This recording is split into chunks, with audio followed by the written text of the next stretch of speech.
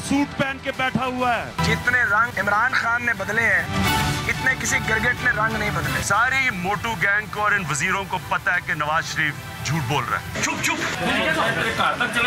कल के बच्चे जो हैं इनको तमीज सिखाएं इनके बड़े, अगर वो नहीं सिखाएंगे तो फिर हम इन्हें अच्छी तरह तमीज सिखा देंगे। ड्रामा सुनो, बड़ी चादर पहनी हुई है ऐसे करके। इमरान खान जो है इस मुल्क इस कौम का लीडर नहीं हो सकता, और वो मरासी वाली कहावत है कि वो पूरा गांव भी मर जाए तो फिर भी इसमें नंबरदार नहीं बनेगा। जिनको हड्डियां फेंकी जा रही हैं वो इस तरह के शोर मचाते। एक बच्चा अगर गलत हरकत करता है तो कम से कम हमें तो शऊर होना चाहिए कि हम वो हरकत ना करें। अस्सलाम वालेकुम। प्रोग्राम दो राय के साथ मैं हूं असद रहीम खान और मेरा साथ देंगे फसी ज़का। अपने अंदाज़े तकल्लुम को बदल दे वरना मेरा लहजा भी तेरे साथ बदल सकता है। शायर ने ये अशार तो पता नहीं किसी और तनाजुर में कहे होंगे, मगर हमारे सियासतदानों ने इस पर अपने ही तरीके से अमल किया। अब अगर कोई एक पार्टी कारकुन कोई नाशाइस्ता ज़ुबान इस्तेमाल करता है तो दूसरी पार्टी का रुकन उससे बढ़कर नाशाइस्तगी का मुजाहरा करता है, तो अब तो हाथापाई में भी एक आम सी बात बन चुकी है। इस सारे सूरत हाल में नून लीग और तहरीक इंसाफ दो ऐसी पार्टी हैं जिनमें इस किस्म के मामलात तूल पकड़ने जा रहे हैं। प्रोग्राम के इस पहले हिस्से में बात करेंगे सियासतदानों की उन लड़ाइयों में अवामी मसाइल कहीं दब तो नहीं गए, और क्या सियासतदान के इस रवैये पर अवाम क्या सोचती है। हमारे साथ मौजूद होंगे नदीम फारूक पराचा साहब जो तज्ज़ियाकार भी हैं और कॉलम नगार भी। दूसरे हिस्से में बात करेंगे उस काले धन की जो स्विस बैंकों में पिछले कोई सालों से मौजूद है। अब उसकी मालियत तकरीबन 200 अरब डॉलर के करीब सुनाई जा रही है, और अब खबरें ये भी आ रही हैं कि स्विस हकाम हुकूमत पाकिस्तान को बैंक अकाउंट्स के हवाले से मालूमात देने पर आमादा हो गई है। अब इससे पाकिस्तान को क्या फ़ायदा होगा और क्या ये रकम पाकिस्तान वापस लाई जा सकेगी, इस पर भी हम बात करेंगे। और हमारे साथ मौजूद होंगे माशी तज्ज़ियाकार जनाब शब्बर जैदी साहब। फसी भाई, अब ये जो आपने सुना है जावेद लतीफ़ साहब का, इस पे वैसे मैं ये कहूँगा कि जब आप कहते हैं तमाम जमातें इसमें मुलव्वस हैं, ऐसा नहीं है।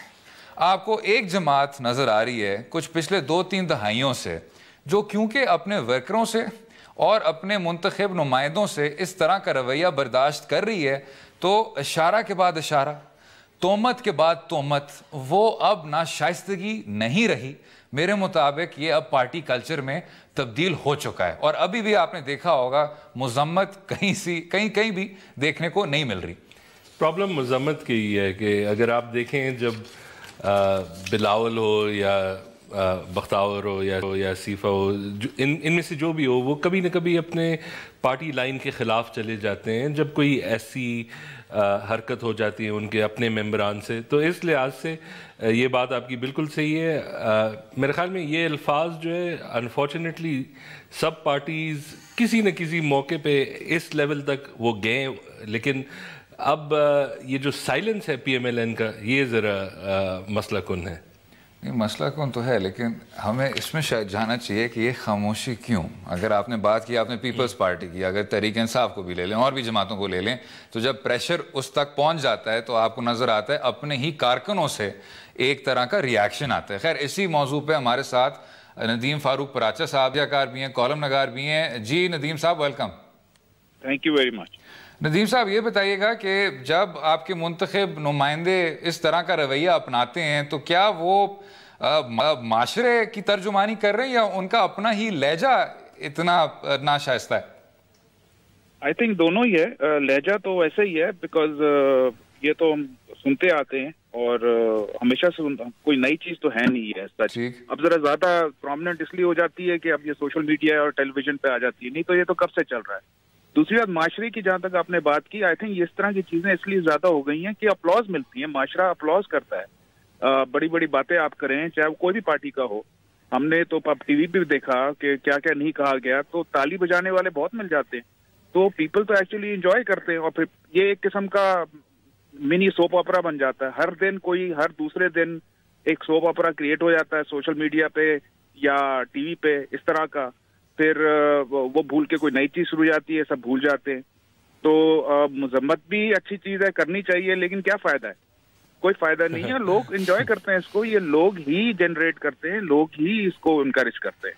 वैसे नदीम, एक और सवाल ये है कि आपने तो फॉलो किया है 70s, 80s, 90s बहुत क्लोजली, तो आपके ख्याल में ये जो रवैया है या ये जो लहजा है, ये जो ज़बान है, ये उरूज पे कब था ये, या अब हमें ज़रा महसूस ज़्यादा हो रहा है? लेकिन पहले भी 70s, 80s में ख़ास तौर पे अगर आपको याद हो, 90s में बेनज़ीर के साथ क्या कुछ नहीं हुआ था? देखिए जी, देखा जाए अगर हिस्ट्री अगर इसकी आप देखें तो इस तरह की पॉलिटी, ये मतलब ये जो हिस्सा है, ये जिसको हम कहते हैं पॉपुलिस्ट पॉलिटिक्स का हिस्सा है, जो पाकिस्तान में 1970 के इलेक्शन के बाद आई। तो मेरे ख्याल में सबसे पहले तो इसके जो कहेंगे पायनियर थे इस तरह की लैंग्वेज के, वो जुल्फिकार अली भुट्टो थे, एंड उस वक्त से शुरू हुआ था। और फिर 80s में तो खैर सियासतदानों को बेचारों को जगह ही नहीं मिली, तो वो तो ज़िया उल हक साहब भी बैठे रहे, तो उनके अपने लोग थे। 90s में बहुत अगली हो गया था बेनज़ीर भुट्टो और उनकी वालदा के साथ 1988 के इलेक्शन में। मुझे अच्छी तरह याद है जो हरकतें हुई थी, जिस तरह की लैंग्वेज इस्तेमाल हुई थी, क्या क्या नहीं हुआ था, तो ये उस वक्त हुआ। एंड क्या कहते हैं, और फिर अब तो बहुत ही आउट ऑफ हैंड हो गया। लेकिन जिस तरह मैंने कहा कि क्यों होता है, अगर आप पुरानी वाली स्पीचेस भी उठा ले, क्या कहते हैं जुल्फिकार अली भुट्टो की, जिस तरह वो स्पीच करते हैं, उन्होंने क्या क्या नहीं कहते, लोग तालियां बजाते हैं।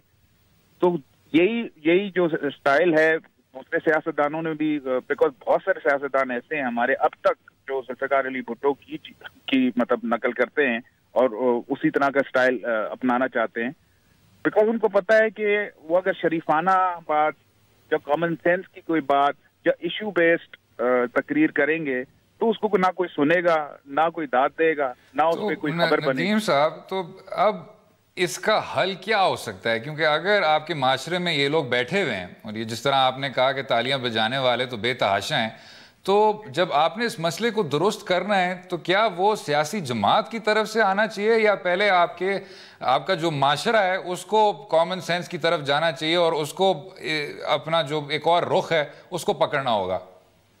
देखिए यार, ये सियासी जमात की तरफ सियासतदान तो मारा जाता है, वो तो बेवकूफ तरीन चीज है हमारे यहाँ। जो सियासतदान है ना, अनफॉर्चुनेटली बहुत ही बेवकूफ चीज है और एक छोटा सा भांडा है। वो सिर्फ टीवी पे आने के लिए सही है, वो एक किस्म का नहीं होता कोर्ट जेस्टर, वो बना हुआ है। ठीक, बहुत सारे और भी हमारे यहाँ हैं जो नॉन सियासतदान हैं, उसमें हमारा मौलवी भी शामिल है, उसमें हमारे कुछ सो कॉल्ड लिबरल्स भी हैं।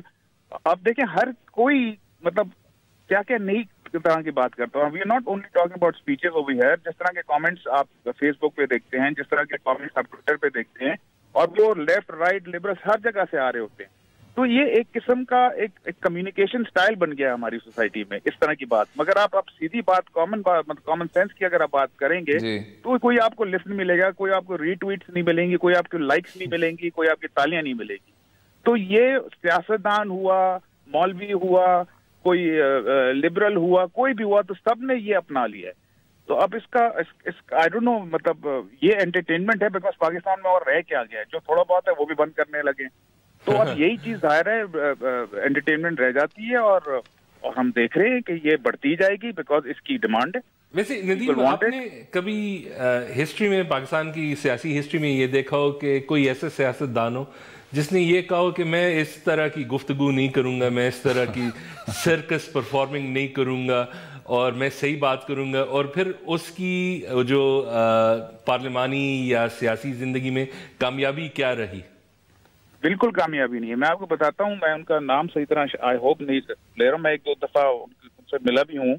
एक हैं पीपल्स पार्टी के ताज हैदर साहब हैं। जी जी जी, नहायत ही नफीस, वेरी वेल स्पोकन, बहुत ही एजुकेटेड, उनसे बात करके बहुत अच्छा लगता है। मैंने काफी, इनफैक्ट आपको हैरानी होगी अल्ताफ हुसैन जैसे बंदे की पार्टी में आपको बड़े एजुकेटेड लोग मिल जाएंगे, ठीक है, जो बहुत ही सेंसिबल बात करते हैं। और पार्टीज में भी है, पीएमएल में भी है, मुझे पीटीआई के भी काफी लीडर मिले हैं जो बिल्कुल, लेकिन यह है कि उनकी कोई प्रेजेंस नहीं है, उनको ना कोई सीरियस लेता है, ना उनमें से कोई सही तरह इलेक्शन जीत सकता है।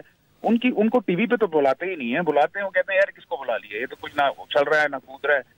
تو اس کی کوئی ہے نہیں, اس کی کوئی کیا کہتے ہیں کوئی فالوئنگ ایسا بنتی نہیں. بالکل ٹھیک, اس کے اندر کوئی انٹرٹینمنٹ ویلیو نہیں ہے نا. بالکل ٹھیک. ندیم فاروق پراچا صاحب بہت شکریہ شو میں شامل ہونے کا, اپنا وقت دینے کا. ویسے حیرت تو مجھے ہوئی تھی کہ اس جماعت میں بھی اس طرح کے لوگ ہیں, اور بالکل ہیں, ایسی بات نہیں ہے, لیکن وہ پھر ٹی وی پہ نہیں آتے. ٹی وی پہ ایک خاص سیگمنٹ ہوتا ہے, اور جس طرح کے لوگ ہیں وہ اب خیر ہمارے جو آمنے سامنے چینلز ہیں اس میں بیٹھے ہوں گے, بہت شوق ہے, ہمیں بھی بالکل شوق ہے. وہ جس طرح کی باتیں ہم بھی آپس میں کرتے ہیں وہ اپنی طرف کہ ان لوگوں کی کیا یوٹیلیٹی ہے, اور اس کے ساتھ ساتھ پھر ریٹنگز کس طرح کی آتی ہیں. لیکن یہ کافی افسوسناک بات ہے, ریٹنگز جہاں اوپر جاتی ہے تو قوم وہی ڈوب جاتی ہے. تو آپ اس مسئلے کے ایک حصے ہیں, اس کا مطلب اس کو درست کس طرح کیا جائے بات کرتے رہیں گے, رہیے گا ہمارے ساتھ.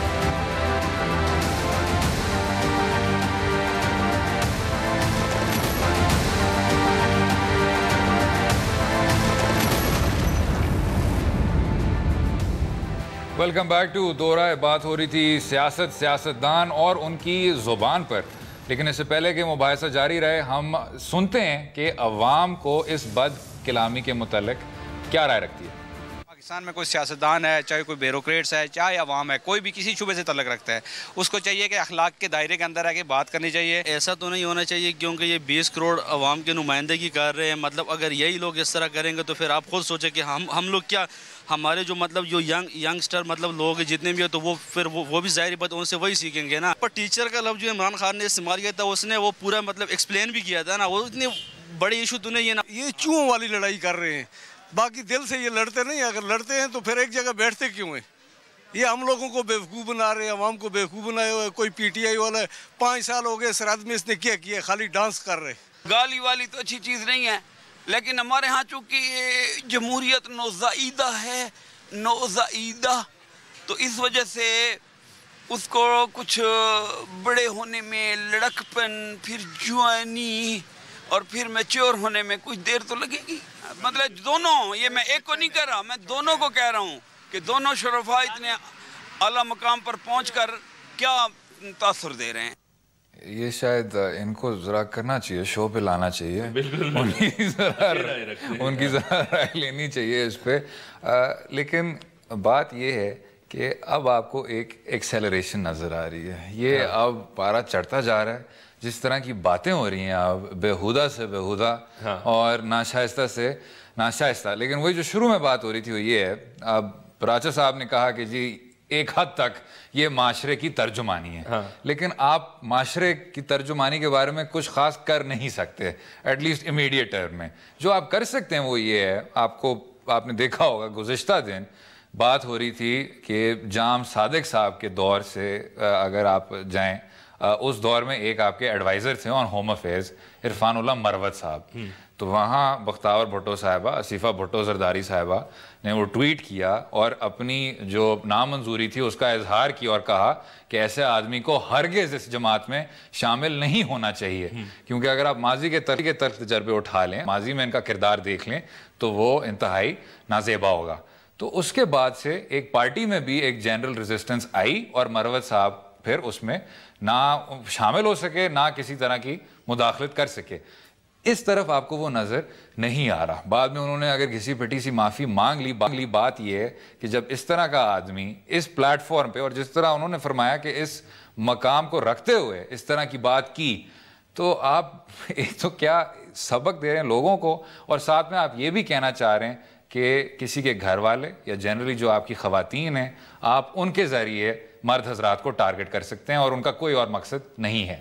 ویسے میں دیکھ رہا تھا اس رات جب یہ لڑائی ہوئی, جب مکہ مارا مراد سعید نے, تو پھر وہ حامد میر کے شو پہ وہی جاوید لطیف صاحب تھے, ایک اور تھے پی ٹی آئی سے, اور وہ یہ بات کر رہے تھے کہ یار میری جو تربیت ہے نا وہ میں اس لیول تک نہیں جا سکتا. اس وقت یہ کلپ نکل کے نہیں آیا تھا.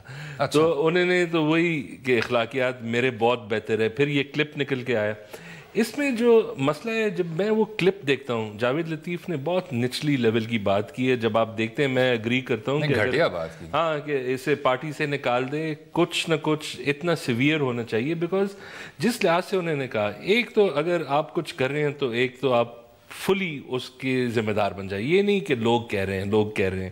اور دوسرا آپ کو پتہ ہے کہ جب آپ یہ الفاظ کہتے ہیں, انہی باتوں کی وجہ سے لڑکیوں کو لوگ تعلیم نہیں دیتے ہیں, وہ ان کو گھر میں بند رکھتے ہیں. یہ جو ہمارا ایک سمیشن ہے کہ جو ہمارا سوشل مسئلہ ہے, انہوں نے جان کے ان سب چیزیں جب آپ ان کو دیکھتے ہیں, جب وہ یہ بولتے ہیں, ان کو پتہ ہے کہ اس کا اثر کیا ہوگا, اور پھر بھی انہوں نے بول دیا.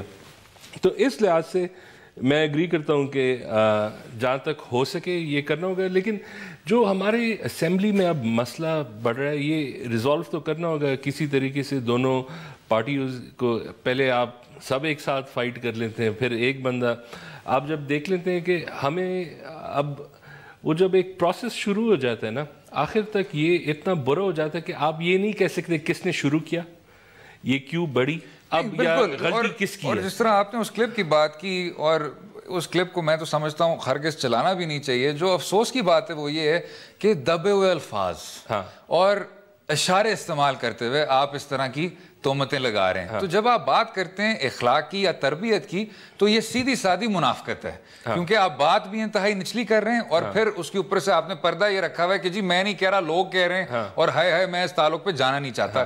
یہ انتہائی نامناسب ہے, اور ان کی اپنی سیاسی جماعت کو اس کو سینکشن کرنا چاہیے تاکہ ایک مثال بنے. کیونکہ مسئلہ یہ ہے اور چیز بھی بتاؤں کہ آپ اگر دیکھیں کبھی نہ کبھی بہت کم چانسز ملتے ہیں پی ایم ایل این کو جب وہ بالکل فہرست پہ ایک نمبر ہو جاتے ہیں, جب سب کی سمپتی ان کے ساتھ ہوتی ہے. اگر آپ یاد رکھیں جب عمران خان نے کہہ دیا پتیچڑ, انہوں نے بھی ذرا تنگ دلی کا مظاہرہ کیا, اب قوم خوش ہے, اور پھر اسی وقت پاؤں کو کلہاڑا مارا آپ, ٹھیک ہے نا. تو پھر رانا ثناءاللہ کہتے ہیں یہ تو ایسی باتیں کرے کہ یہ کوئی را کے ایجنٹ ہے, ٹھیک ہے نا, یا مودی کا کچھ ہے. تو جب ان کے پاس ایک ون بھی آ جاتا ہے, ٹھیک ہے نا, جب اخلاقی جیت ان کی ہوتی ہے, یہ پھر اتنے سیٹسفائی نہیں ہوتے ہیں کہ بس ٹھیک ہے ہم جیت گئے اس بات پہ. پھر یہ کچھ نہ کچھ ایسے کہہ دیتے ہیں کہ وہ جو ان کا جیت بھی ہے وہ ہار میں ہو جاتا ہے. ایک تو یہی کہ تاریخ میں یہی ہوتا ہے کہ جی اپنے پاؤں پہ کلہاڑا مارنا, اور یہ ہمیشہ تب بھی کرتے ہیں جب عروج پہ ہوتے ہیں. لیکن دوسرا جو تاریخ کا حصہ بھی ہے کہ بیگم بھٹو سے مراد سید تک آپ لوگوں کی خواتین کو کر رہے ہیں, لوگوں کی فیملیز کو آپ ٹارگٹ کر رہے ہیں. اور اس طرح کی جو سیاست ہے, ہمیں تو یہی لگ رہا تھا کہ 90 کی دہائی میں آپ نے اس کو دفنا دیا تھا. اس کو واپس نہ لائیں, معاشرہ تنگ ہے, عوام تنگ ہے, ووٹر تنگ ہے, وہ اس طرح کی بات ہرگز نہیں سننا چاہتا. لطیف صاحب کو سینکشن کریں, اور ایسے سینکشن کریں کہ مثال بن سکے. خیر, اگلے حصے میں ذرا ہٹ کے بات کریں گے ہم ان سوئس اکاؤنٹس کی جہاں بے تحاشا کالا دھن رکھا جاتا ہے. بات اب یہ کی جا رہی ہے کہ 200 ارب سے زائد پیسہ وہاں رکھا جا رہا ہے, اور وہ بھی پاکستانی ذرائع کی طرف سے. اب اس پر کیا شفافیت آئے گی, رہیے گا ہمارے ساتھ.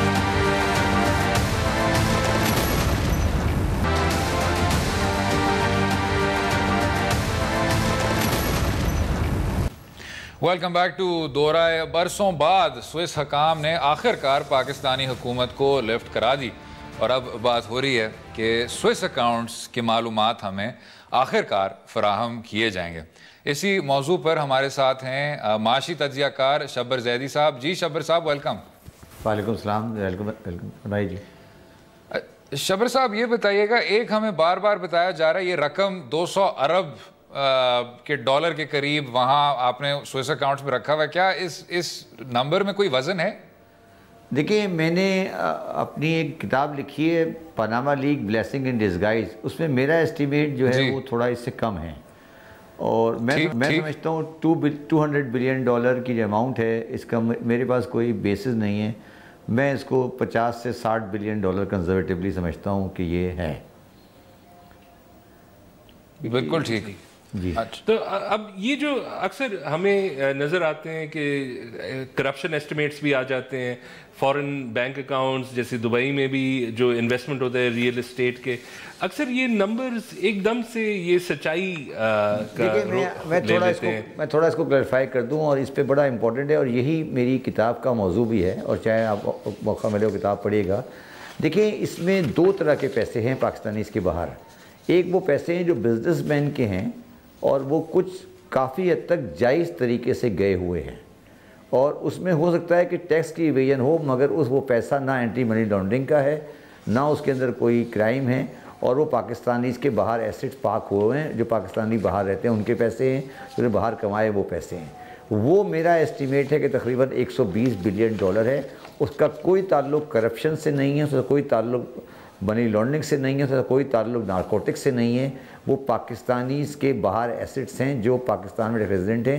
ڈکلیریشن انہوں نے نہیں کی ہے، وہ ایک الگ ایشو ہے جس پہ ہم الگ سے بات کر سکتے ہیں. جو پیسہ ایک اور ہے جو کہ کرپشن کا پیسہ پاکستان سے باہر ایکومولیٹ ہوا ہے، وہ ایک الگ پیسہ ہے. تو جب ہم اس کی بات کرتے ہیں سوئس بینک اکاؤنٹس کی، تو ہم دونوں گدھے اور گھوڑوں کو ساتھ ملا دیتے ہیں. یہ دو الگ الگ چیزیں ہیں، اور جو کرپشن کا پیسہ ہے اس کا ایک الگ میکینزم ہے، اس کا الگ طریقہ ہے، اور وہ ایک الگ چیز ہے. تو جب ہم سوئس بینک اکاؤنٹس کی بات کرتے ہیں تو ہمیں یہ دونوں چیپٹرز کو الگ رکھنا چاہیے. اسی طرح فورن ایسٹ ان پاکستان میں دونوں چیپٹر کو الگ رکھنا چاہیے. اور اگر آپ نے ان کو الگ نہیں رکھا تو پھر آپ پاکستان کی بزنس کمیونٹی کا کانفیڈنس شیٹر کر دیں گے ہمیشہ کے لیے. اچھا، اب جو یہ اگریمنٹ سائن ہوئے اور لوگ اس پہ امید بھی بہت رکھ رہے ہیں، تو کیا اس کے جلد نتائج نکل آئیں گے یا ہم نے ذرا بہت زیادہ اس پہ آپٹیمزم رکھ دیا؟ اور کیا پاکستان کوئی فائدہ ہو سکے گا؟ میں اس پہ دو باتیں کرتا ہوں. اس کو میں اور مزید کلیریفائی کر دوں. پہلی بات تو یہ ہے کہ سوئٹزرلینڈ کے ساتھ ہماری ٹریٹی، ڈبل ٹیکس ٹریٹی آج کی نہیں ہے. ہم one of the oldest treaty Pakistan نے سائن کی تھی، وہ سوئٹزرلینڈ کے ساتھ تھی 1953 میں. اس کے بعد 2005 میں، اور وہ ٹریٹی UN ماڈل پہ تھی. 2005 میں ہم نے اس کو OECD ماڈل پہ کنورٹ کیا تھا، اور OECD ماڈل پہ کنورٹ کرنے کے بعد ہم نے اس ٹریٹی کے آرٹیکل نمبر 24، 25 اور 26 کے تحت ایکسچینج انفارمیشن پاسبل تھا سوئٹزرلینڈ کے ساتھ. سوئٹزرلینڈ کے ساتھ ایکسچینج انفارمیشن کا جو ماڈل ہے جو آج ڈبل ٹیکس ٹریٹی میں وہ ہے جو جنرل ماڈل ہے جو ہر ٹریٹی میں ہوتا ہے OECD کے ماڈل کے اندر. اب جو بات ہو رہی ہے وہ یہ ہو رہی ہے کہ سوئٹزرلینڈ اپنے نارمل سسٹم سے ہٹ کر پاکستان کے لیے آؤٹ آف وے جا کر کچھ انفارمیشن پاکستان کو ڈائیورج کرے گا ان ایسٹ کی جو پاکستان اس کی باہر پڑی ہوئی ہے. اس کی ڈیٹیل میرے پاس آج نہیں ہے، نہ میرے حساب سے فائنانس منسٹر صاحب نے اس کی ڈیٹیل ڈائیورج کی ہے ان دی فلور آف دا اسمبلی. یہ ایک ایکسیپشن ہوگی جہاں پر سوئٹزرلینڈ اپنی نارمل میکینزم سے ہٹ کر کچھ انفارمیشن ڈائیورج کرے گا، اور اگر وہ ڈائیورج کرے تو بہت ہی پاکستان کے لیے بہتر چیز ہے. وہ ڈائیورج ہونی چاہیے، اگر ہو گئی تو ہمارے لیے ایک another blessing in disguise ہوگی. تو یہ اچھا، لیکن شابر صاحب جو سیاسی نعرے کے طور پہ استعمال کیا جاتا ہے کہ جی جو یہ سارا لوٹا ہوا پیسہ ہے اس کو واپس لایا جائے، کیا اس حد تک یہ کامیاب ہو سکے گا معاہدہ؟ دیکھیں، میں پہلے تو ابھی اسی پہ آ رہا ہوں. اب پہلے تو ابھی یہ ایکسچینج انفارمیشن ہوگا جس سے یہ ڈٹرمنٹ ہوگا کہ پیسہ ہے کس کا. اس طرح میں نے پہلے کہا نا، ابھی تو ہم یہ ڈٹرمنٹ، ابھی تو ہم پیسہ لانا تو بہت دور کی بات ہے، پہلے ڈٹرمنٹ کریں گے پیسہ ہے کس کا. دوسری بات کس کا، اور اس کے بعد کیا لانا اس کی ذمہ داری تھی، کیا وہ غلط طریقے سے کمایا گیا. اور پھر لانا تو جو ہے وہ ایک بہت ہی ریموٹ پاسبلٹی ہے کہ آپ اس کو کسی میکینزم، آج کوئی ایسی ٹریٹی میرے حساب سے نہیں سائن ہونے والی جس کے تحت سوئز والے آپ کو پیسہ واپس کر دیں. میرے ذہن میں ایسی کوئی ٹریٹی میری نظر سے نہیں گزری ہے. جو امریکہ کے ساتھ بھی جو ایگریمنٹ ہوئی تھی اس کے اندر بھی سوئٹزرلینڈ والوں نے کچھ ٹیکس پیمنٹ کی تھی. پیسہ واپس آنے کا سوال تھوڑا مختلف لگتا ہے، انلیس کہ آپ کرمنل کیس انٹرپول کے تحت ریکور کر کے وہی میں اس کو وہ لمبی بحث ہو جائے گی. تو پیسہ واپس لانے والی بات جو ہے اس کو میں زیادہ سیاسی سمجھتا ہوں نہ کہ معاشی. اچھا، اور اگر ایسا ممکن ہو کہ اسی معاہدے کے ذریعے اس طرح کی شفافیت ہو سکے تو کیا یہاں کے ادارے ڈومیسٹک دائرہ اختیار میں رہتے ہوئے مثلا FBR کوئی کارکردگی دکھا سکے گی؟ دیکھیں، میں جہاں تک آپ کو پھر واپس کہتا ہوں کہ ایکسچینج انفارمیشن ہوگی اور وہ انفارمیشن دے سکے گا آپ کو کہ یہ اس آدمی کی ایسٹ ہے، یہ آدمی XYZ ہے، اس نے پاکستان پہ رہتا ہے یہ، اور اس نے یہ ایسٹ کمائے ہیں جو کرپشن سے کمائے ہیں، اور یہ آپ اس نے ڈکلیئر نہیں کیے. تو پاکستان میں جو ابھی تک ہماری انفارچونیٹلی روایت رہی ہے وہ اتنی اچھی نہیں رہی ہے کہ جس سے ہم کوئی بہت بہتر رزلٹ کی امید کر سکے. یہ ہماری ہسٹری جو ہے وہ اس سے کوئنسائڈ نہیں ہو رہی ہے. اور ایک ڈر جو ہوتا ہے بزنس کمیونٹی کی طرف سے وہ یہ ہے کہ پاکستان اس ٹریٹی کو رسپانسبلی استعمال کرے گا. کیا وہ بلک انفارمیشن مانگے گا، یا جہاں کوئی پرابیبل کاز ہو کہ کوئی شک و شبہات ہو اور پھر انڈیویجول کیسز میں وہ دیکھیں گے کہ وہ اکاؤنٹس وہاں ایگزسٹ کرتے ہیں یا نہیں؟ دیکھیں، دو باتیں ہیں. میں پھر اس پہ تھوڑا اپنی بات کو کلیریفائی کر لوں کہ بزنس کمیونٹی کی پوزیشن بالکل مختلف ہے. بزنس کمیونٹی کے جو پیسے ہیں ان میں سے بلک آف دے پیسے جو ہیں وہ یہاں سے نہیں گئے ہیں, اس کا میکینزم مختلف ہے. یہ کرپشن کے پیسے سے مختلف پیسہ ہے. اب اس کے پیسے کا جو پرابلم پاکستان میں آیا ہے وہ یہ آیا ہے کہ انہوں نے اپنی ویلتھ اسٹیٹمنٹ میں ان کو ڈکلیئر نہیں کیا ہے جو ڈکلیئر انہیں کرنا چاہیے تھا, مگر اس میں بعض جگہ پر, بہت سی جگہوں پر ٹیکس کی کوئی چوری نہیں ہے یا ٹیکس کا کوئی ایویژن نہیں ہے. اب سوال یہ پیدا ہوتا ہے کہ اسی لیے میں نے اپنے پہلے بھی ایک پروگرام میں کہا تھا کہ اس پہ ہمیں ایک فورن ایسٹ ڈکلیریشن اسکیم لانی پڑے گی, جو انڈیا بھی لے کر آیا ہے, جو کہ ارجنٹینا بھی لایا ہے, جو کہ انڈونیشیا بھی لایا ہے. تو ہم اس کو سیاسی موضوع بنا کر بزنس مین کو ہیریس کرنے کے لیے اس کو استعمال نہیں کریں, بلکہ اس کو پاکستان کی معیشت کو اسٹیبلائز کرنے کے لیے استعمال ہونا چاہیے. اور یہ ضرور ہم کہہ سکتے ہیں, بزنس مین کو بتا سکتے ہیں کہ آپ کو یہ ایسٹ ڈسکلوز کرنا ہے, مگر ڈسکلوز کرنے کا مطلب یہ نہیں ہے کہ آپ اسے یہ کہیں کہ پاکستان میں پیسہ لاؤ, یا یہ مطلب نہیں ہے کہ آپ اس پہ ٹیکس دیں اگر اس پہ ٹیکس بنتا نہیں ہے. تو سوال یہ پیدا ہوتا ہے اس وقت کہ کیا ہم اس انفارمیشن کو یا جو ہماری بیسز ہے اس کو ہم استعمال کرنے جا رہے ہیں ہیریسمنٹ کے لیے یا سیاسی فائدوں کے لیے, یا اس سے ہم کوئی معاشی ایک دور رس نتائج حاصل کرنا چاہتے ہیں. میری یہ گزارش ہے گورنمنٹ کو, اور یہ میں نے پہلے آرٹیکل میں بھی لکھا ہے اور میں خیر کل بھی لکھوں گا, کہ اس کو اس انفارمیشن کو اور ایسٹ کو پاکستان کی لانگ ٹرم اکنامک بینیفٹ کے لیے استعمال ہونا چاہیے, نہ کہ یہ سیاسی نعرہ ہو. بالکل ٹھیک. شبر زیدی صاحب بہت شکریہ شو میں سننے کا. نچوڑ یہ ہے کہ پیسہ واپس نہیں آ رہا. کسی آپ کو نہ شک ہو, کوئی شبہ نہ ہو, وہ واپس نہیں آ رہا. آپ چاہے جتنا مرضی کہہ دیں کہ جی آئے کیوں نہیں آ رہا, لوٹا ہوا مال کو واپس کریں. پچھلے 2-3 دہائیوں سے یہ آپ سنتے آ رہے ہیں نا, اوور سیلنگ جو ہم کرتے رہتے ہیں. لیکن جلدی سے ایک بات, ان دیئر ڈیفینس انہوں نے یہ کہا نہیں کہ یہ پیسہ واپس آ جائے گا. انہوں نے نہیں, ایک بات تو انہوں نے غلط کی ہے کہ وہ $200 بلین ہمارا چرایا ہوا باہر ہے, جس سے آپ کا پورا ڈیٹ ختم ہو سکتا ہے. اس پہ بھی بات کریں گے, ابھی ذرا وقفہ لے لیں, اس پہ بات کریں گے کہ یہ اصل میں رقم کیا ہے. رہیے گا ہمارے ساتھ.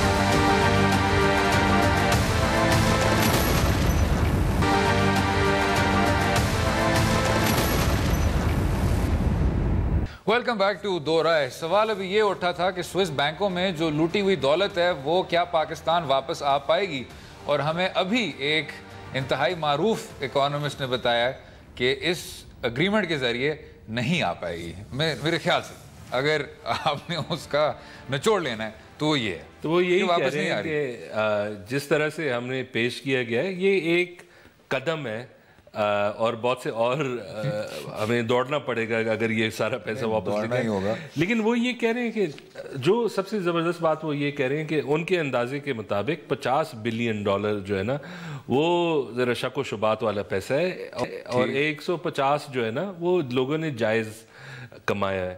اب آپ دیکھیں کہ جس کے پاس سرمایہ ہے وہ کسی اور ملک میں رہتے ہیں, وہاں وہ انڈسٹری لگاتے ہیں, وہیں کماتے ہیں, تو وہ یہاں تو نہیں ڈکلیئر کریں گے, ٹیکس وہاں دیں گے. چلے اگر 50 بھی ہو یا 150 بھی ہو یا 400 ہو یا 600 ہو, اگر اس کا $1 واپس پاکستان نہیں آئے گا, ڈز اٹ ریئلی میٹر کہ رقم کتنی ہے؟